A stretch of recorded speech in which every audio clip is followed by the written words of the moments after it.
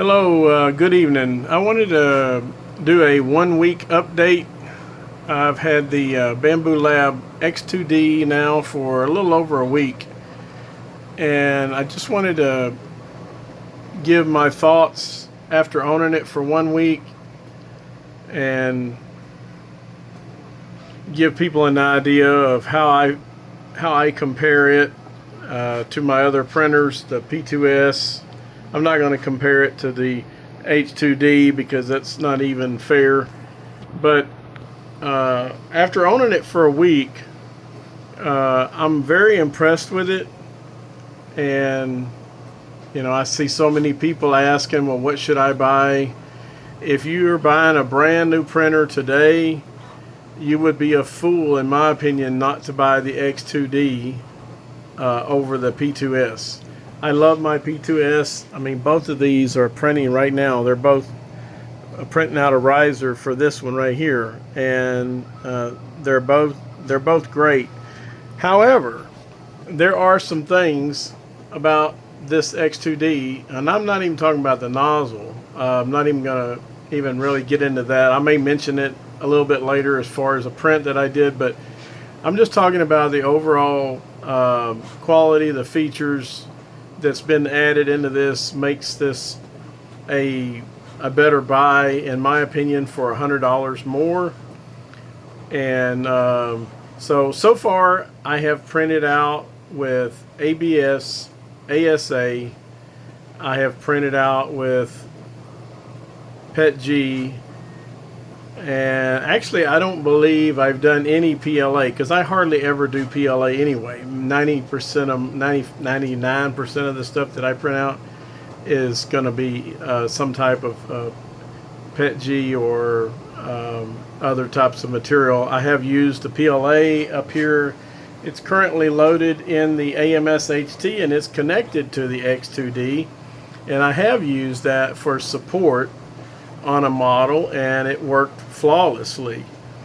But to give you an idea, some of the things that stands out to me after owning it is it's slightly faster when you're just talking about just the main nozzle. And I mean, I'm not talking about drastic, but a little bit faster, and that's partly due to the acceleration on this machine is higher than it is on the P2S.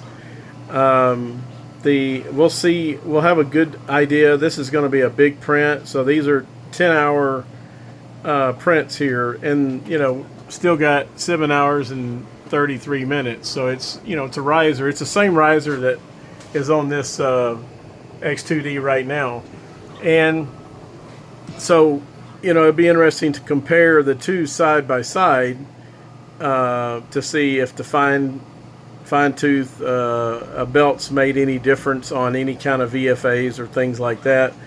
But they're both printing at a 0.2 layer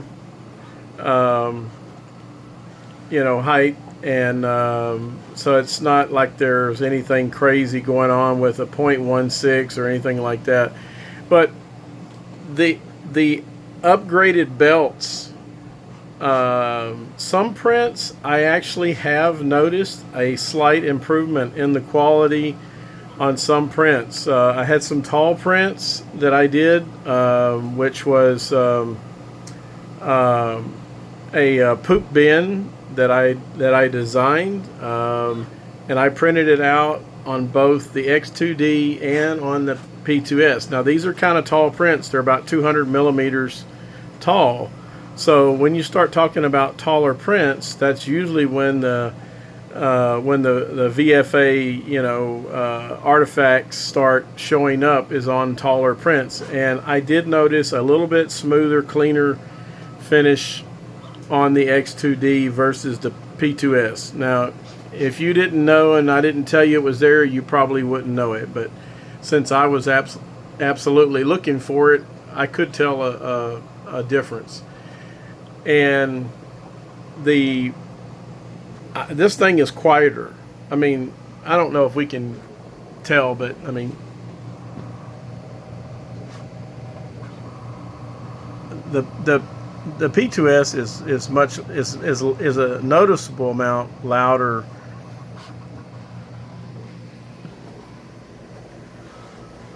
Matter of fact, it's probably picking up that one from all the way over here. It's quite a bit louder.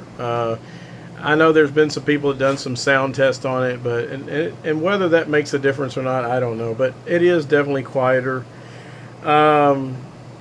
You know, the overall build, construction, and everything to me is the same. Obviously, the addition of the heated chamber, it makes it nice.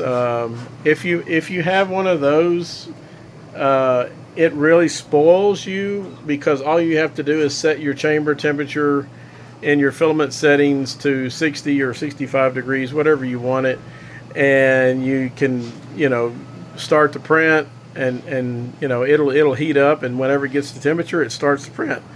So that is definitely, for me personally, for the type of things that we print, it's a big benefit, and I knew that going into it, and there's a lot of people that may not even take advantage of that.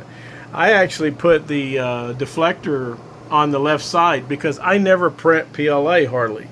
I really don't want a lot of air. Matter of fact, I keep the auxiliary nozzle turned off anyway. When you're printing PETG and some other things, you don't want air blowing on your print.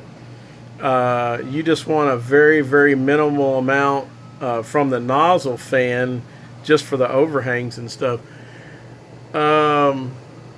As far as the power consumption, it does pull a little bit more power than the P2S does, and I can tell that not only from a smart monitor, but also from the backup UPS that it's on. It's got a percentage rating on it, and I can tell because it obviously trips it. I don't have one of those real expensive ones. I've just got one of those. I think it's either a 12 or 1500.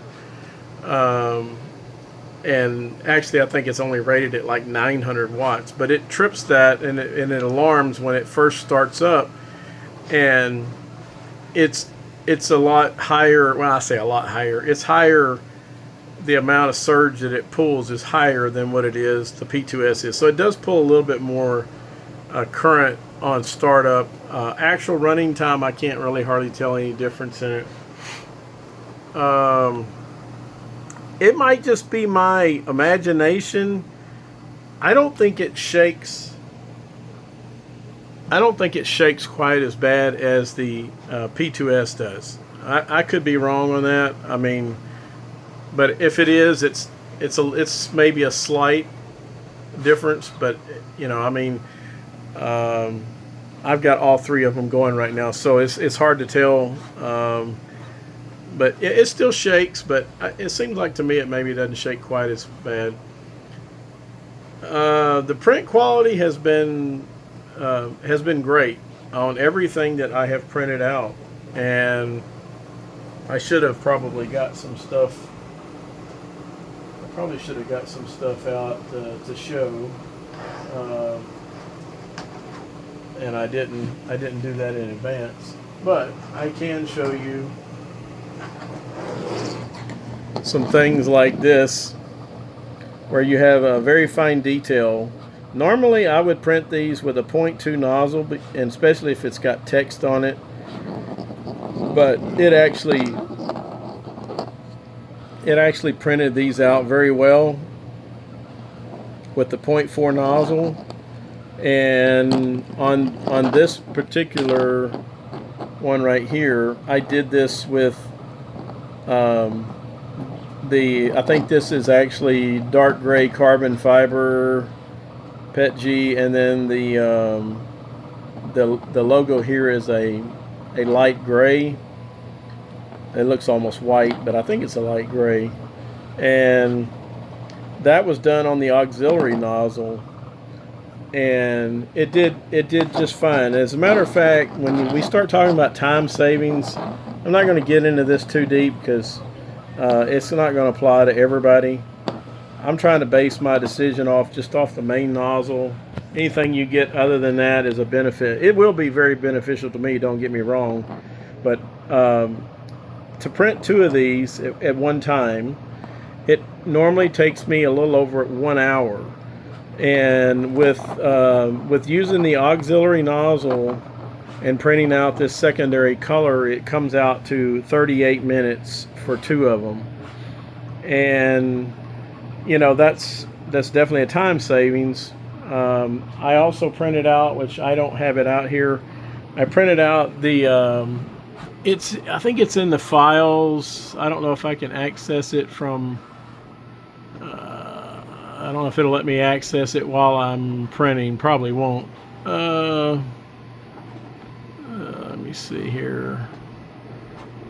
No, it's not going to let me access it while the printer is printing. But one of the files that comes on here from the factory is the Panda.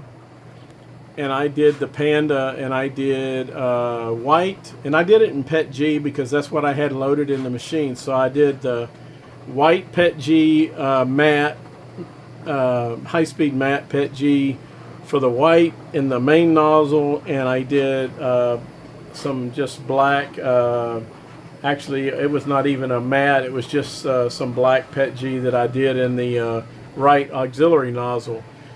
And obviously the print would have been quicker if it had been PLA, but being PETG it is a little bit slower. And so it took 1 hour and 50 minutes to complete that Panda.